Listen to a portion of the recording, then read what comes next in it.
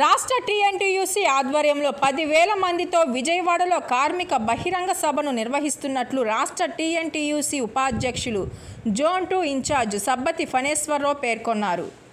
రాష్ట్ర టీఎన్టీయూసీ ఆధ్వర్యంలో విజయవాడలో మేడే సందర్భంగా భారీ కార్మికుల బహిరంగ సభను నిర్వహిస్తున్నట్లు రాష్ట్ర టీఎన్టీయూసీ ఉపాధ్యక్షులు జోన్ 2 ఇన్ఛార్జ్ సబ్బతి ఫణేశ్వరరావు పేర్కొన్నారు. బుధవారం జిల్లా తెలుగుదేశం పార్టీ కార్యాలయంలో జరిగిన విలేకరుల సమావేశంలో ఆయన మాట్లాడారు. జోన్ 2 పరిధిలో 5 పార్లమెంట్లు 34 నియోజకవర్గంలో మేడేని ఘనంగా నిర్వహించడం జరుగుతుందన్నారు. అదేవిధంగా విజయవాడలో జరిగే కార్మిక బహిరంగ సభను 10,000 మందితో నిర్వహించడం జరుగుతుందన్నారు. ప్రతి నియోజకవర్గం నుంచి విజయవాడకు భారీ బహిరంగ సభకు కార్మికులు తరలి రావాలని పిలుపునిచ్చారు.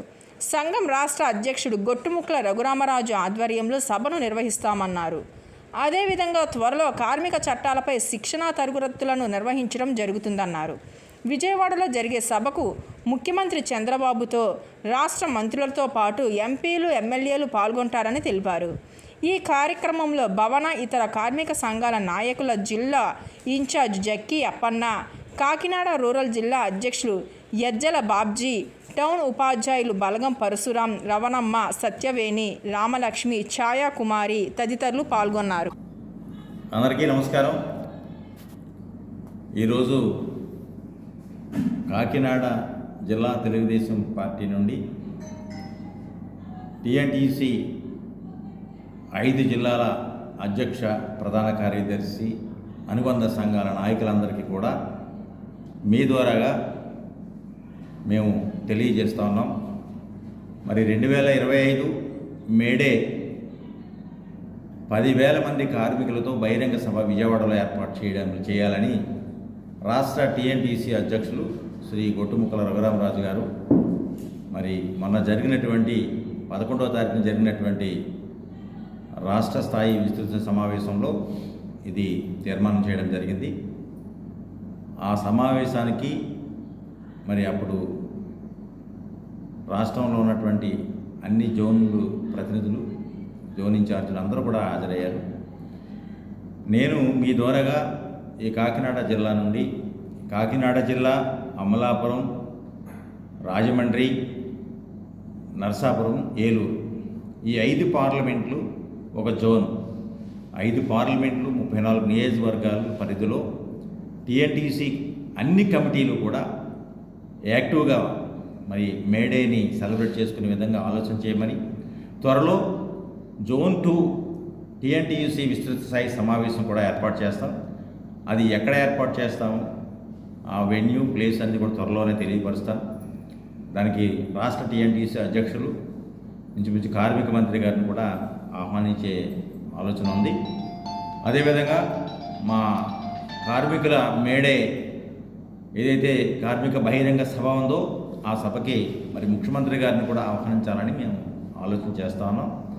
అది మా రాష్ట్ర అధ్యక్షులు వారు, మరి టీఎన్టీసీ స్టేట్ ఇన్ఛార్జి గారు, మాజీ ఎమ్మెల్సీ గారు దువ్వాడ రామారావు గారు, అశోక్ బాబు గారు, పెద్దలందరూ కూడా ఆలోచన చేసి ముఖ్యమంత్రి గారిని, లోకేష్ బాబు గారిని, కార్మిక మంత్రి గారిని, అలాగే విజయవాడ లోకల్గా ఉన్నటువంటి మంత్రులు అందరినీ కూడా, ఎంపీ గారిని అందరినీ పిలవాలని చెప్పేసి అనుకుంటున్నాం.